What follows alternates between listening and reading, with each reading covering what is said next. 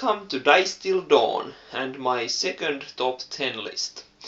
Today I'm looking at my favorite filler games, and this is a bit hard category to categorize, I guess, but I try to think of games that I like to play between longer, harder, more meaty games, I guess.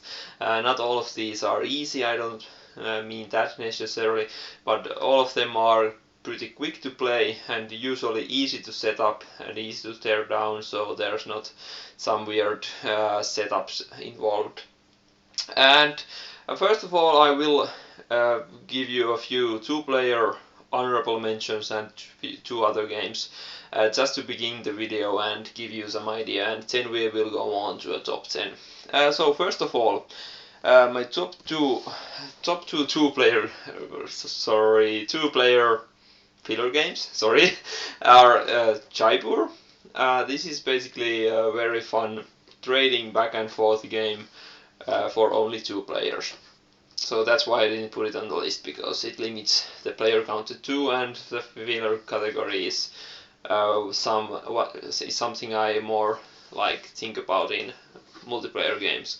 But great with 2, great fun trying to be the best trader. Very easy and quick game, but very fun. And another only 2-player game on my list is Capoday Capi. It's basically you are the mob bosses and trying to vie for control of this city by pushing your luck and rolling dice, and takes about 20 minutes, and it's great fun. So those are the two-player games I wanted to mention for those that like 2-player games. Those are very quick and easy and still have some meat to them, both of them actually. Especially Jaipur is actually a lot more strategic than you think when you see it the first time. But then we're on to another game, Magic the Gathering. And I just had to mention this because this is one of the best fillers I can think of. I always have about dozens of, tens of, maybe 20, 30, 40 decks pre-built at all times, all of my old decks and some newer ones, and also a few Elder Dragon Highlander 100 card decks available. So when I have 2 players and we want to play a quick game, of course they have to know the rules, but if they do, Magic is very fun. But I didn't put it on the list because 3 players it's practically unplayable for me. Yet 4 players is always fun when you play Two-Headed Giant or other stuff like that. So I just had to mention the legend Magic the Gathering, my most played game of all time. And one more mention I wanted to put on the list, but I just couldn't because I think it's way too hard and like heavy for the list, even though it is not when you play it a lot or you know it well, and that is Race for the Galaxy. And it's a really tough beast to crack at first, and it will take you a lot of time to understand all the iconography and all those things. But once you do, it's actually very easy to play and very fun. I had a break of about a year now and just played this a few weeks ago with my friend, and we played the game and threw it back in the box in little over 20 minutes, 25 minutes or something like that, even though there was a year gap. So once you know the game, it's quick and fast, and you could say it's a filler, but I just didn't want to put it on the list because for many people this is a beast, and I understand it. It took me a long time to actually crack this open and really learn it for myself because I had no one to teach me the game first. So highly recommend Race for the Galaxy, but beware, it's a beast in the beginning. Okay, so those were the quick mentions I wanted to get out there, and so now we'll go on to my list of top 10.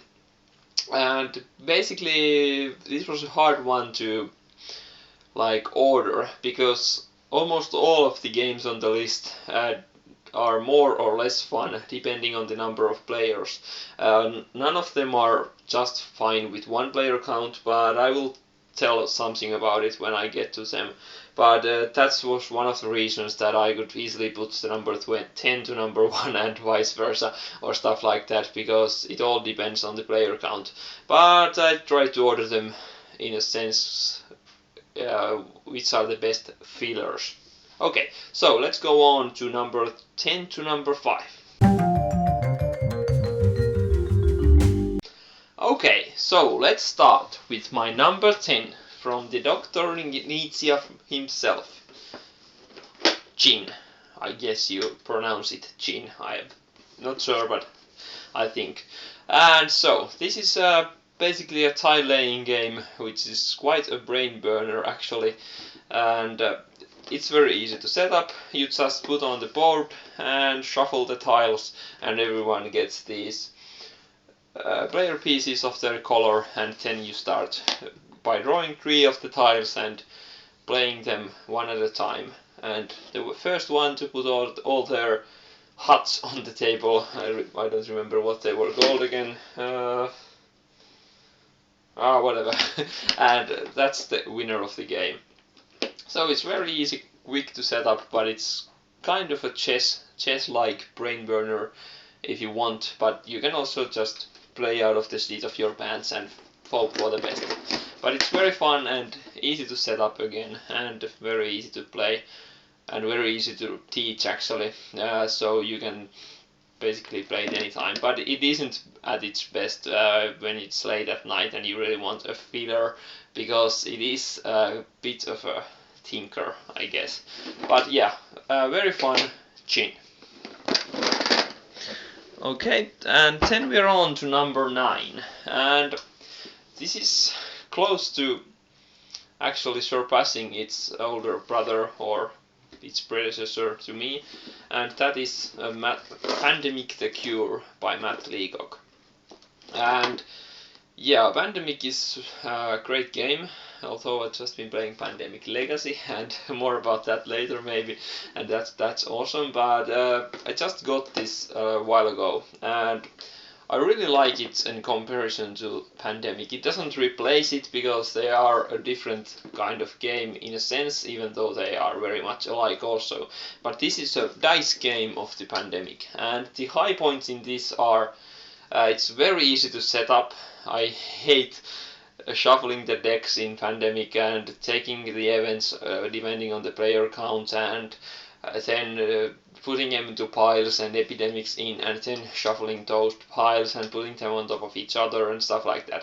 It's not impossible, but I just hate it. Hate the thing, especially when you have the expansions and all that stuff added in.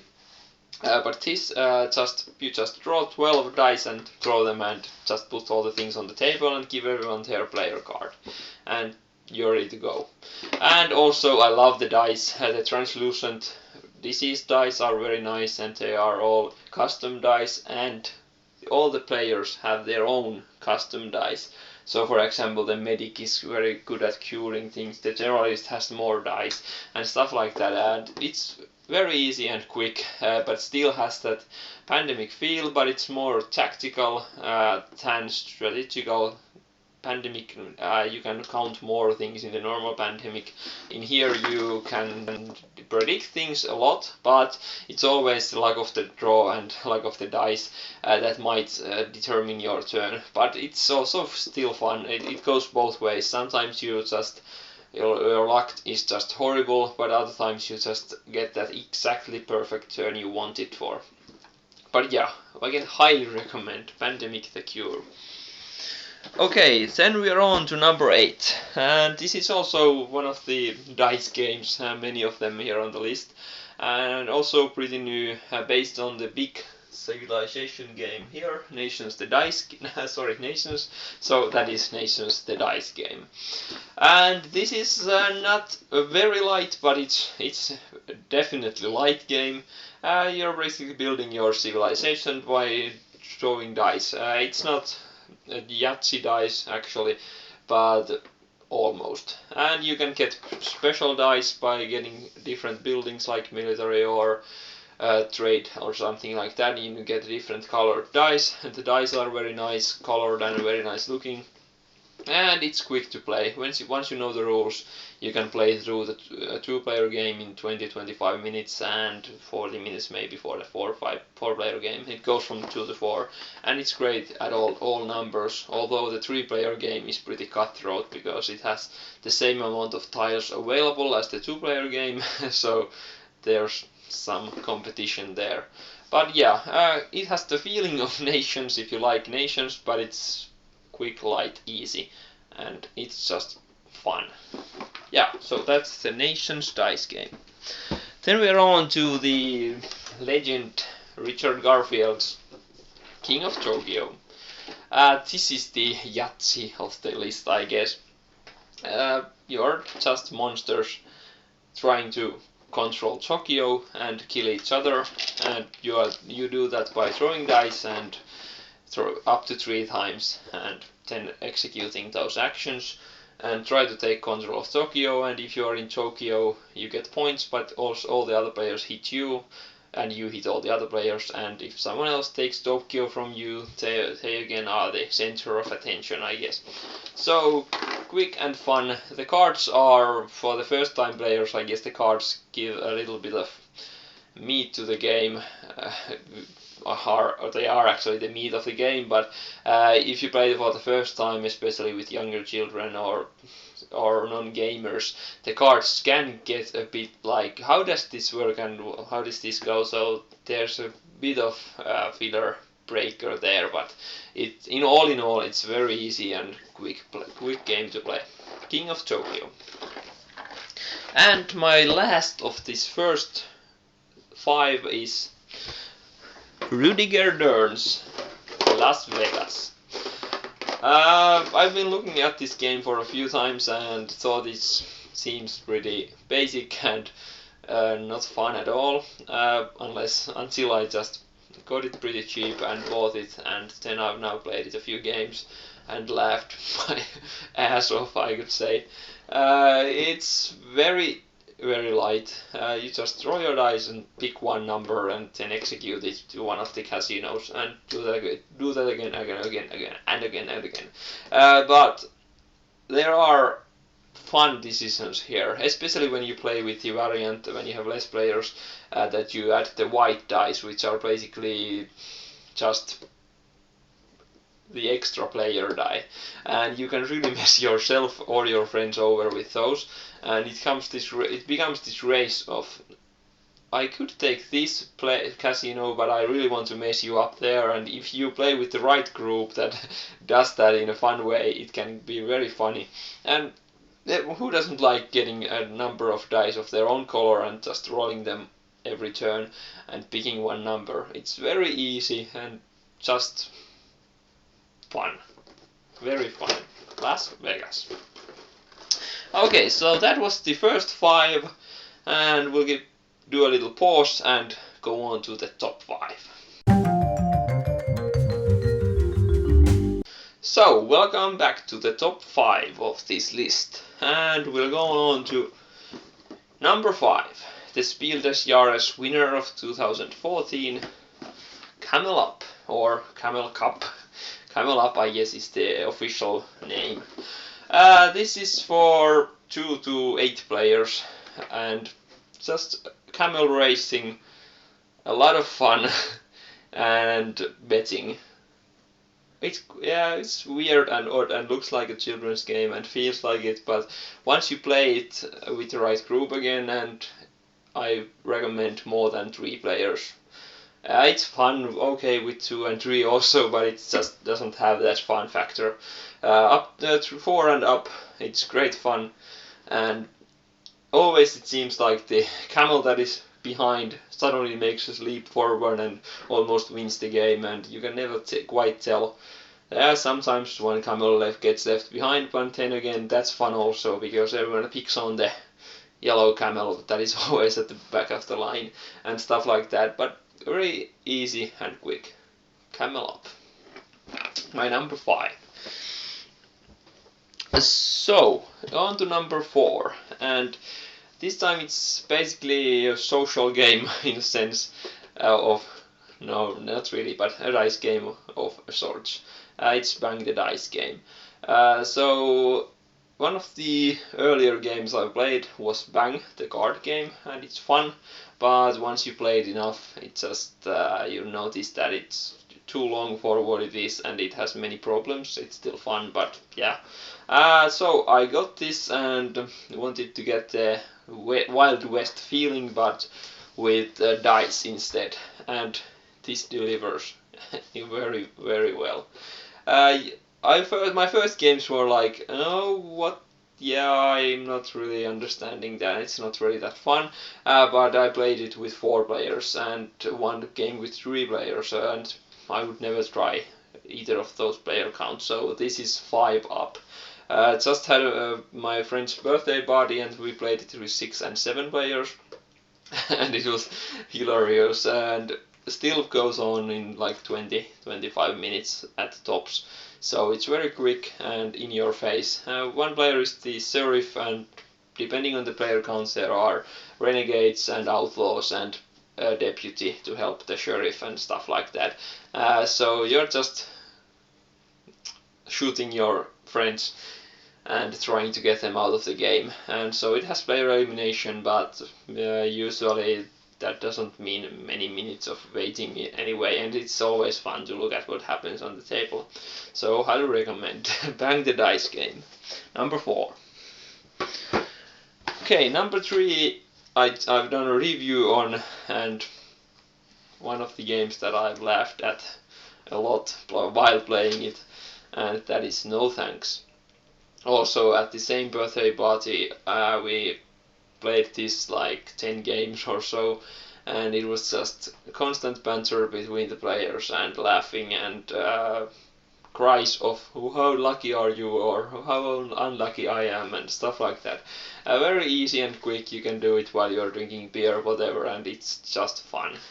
Doesn't really require you to think, and just push your luck and hope for the best, and all the players will have fun. Many of the players at the birthday party actually wanted to buy this and the Bang the Dice game after the party. Most of them were non-gamers, and so there's some incentive for you to try them out also. And then on to my number 2. Augustus, Rise of Augustus, whatever it's called all over. I think it has many names. This is basically gamer bingo. That's what it's called, and yeah, that's pretty true.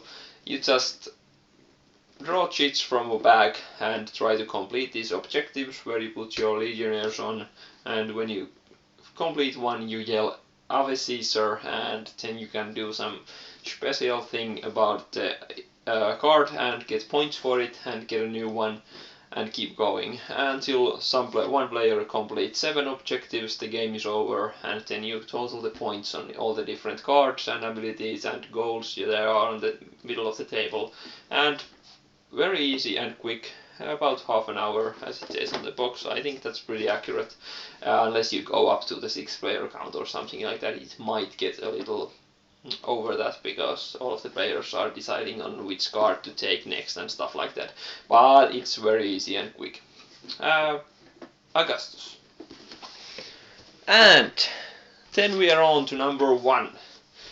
This is well, as I said, this is hard to order this list, but I thought about this, and this is one game I almost always have fun playing and just feel like it's great to just pull out. It's pretty easy to take with you also and stuff like that, but it's easy to set up again, as almost all of these are very easy to set up, which is a big plus for me, or big criteria for me on a filler game.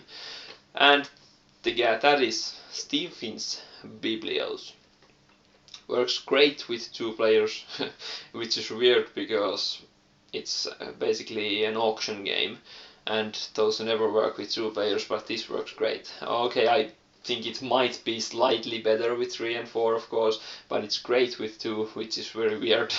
And you're basically just playing this in 2 phases, so I guess it reminds me a bit about For Sale in a sense, but not really. So in the first phase you go through the deck and you are like, I think the theme was that you are getting donations to your monastery and you have to decide where they go. So, for example, in the two-player game, you draw 3 cards and decide which goes to yourself, which do you give to your friend, and which goes to a communal pile, which is then auctioned at the second phase. Okay, so that sounds easy, but the catch is that you have to draw the cards one at a time and decide then and there where that card goes. So, for example, you draw a good card for yourself, and you think that, okay, the rest aren't going to be better than this, so I'll take the first card. Now the second card is even better, so of course you don't want it to give it to your friend, so you put it to the auction pile. And then the third card is even better than those two, and you have to give it to your friend. So there are always decisions and decisions about how you do this, but it's still quick, easy, and easy to understand. And a bit of push your luck there.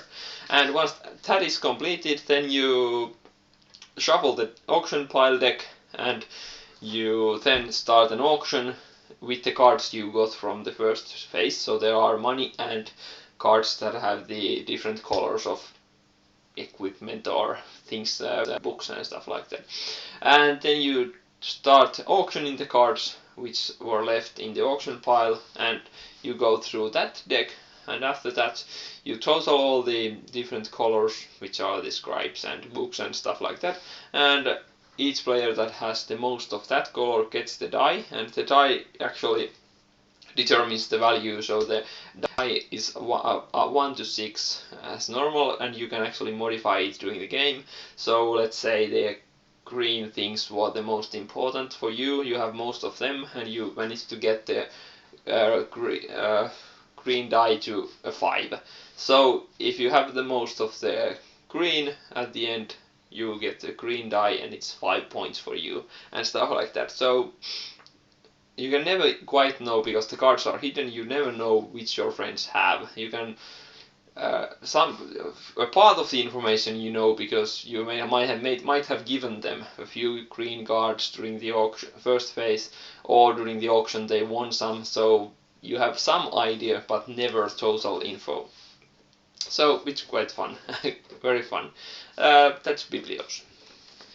So now that was the list, and thank you for watching, and I will try to do some reviews next again, depending on what you guys want, if someone gives me some feedback. And although I love making these top 10 lists, but I think I'll do some reviews in the next weeks or so. But yeah, thanks for watching and see you next time.